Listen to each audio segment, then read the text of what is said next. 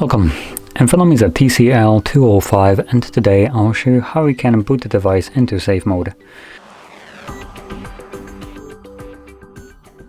And to get started, simply hold the power key. From here you want to hold the power off.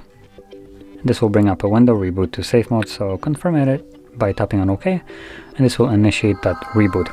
Now, once the device boots into safe mode, all the third-party applications that you have installed will be temporarily turned off, so you can troubleshoot your phone from there.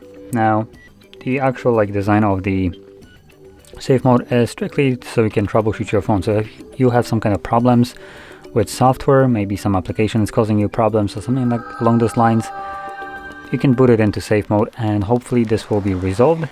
But you can obviously resolve that problem in the safe mode because application that would be causing you problems can no longer run, at least as long as you're in safe mode.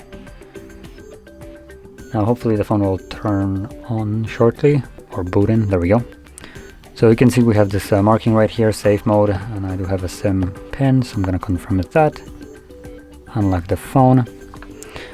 And we should be able to see some apps that will not work here. Yep, there we go. So as you can see, this entire page of apps right here, none of the apps will work. So you can tap on either one of them and it will always give you this message that downloaded apps disabled in safe mode. But you can obviously get rid of them from here. And yeah, that's basically how you boot into safe mode. Now to leave this mode, all you would need to do is hold the power key once more, and this time around select restart. This will reboot the device and everything will go back to functioning normally.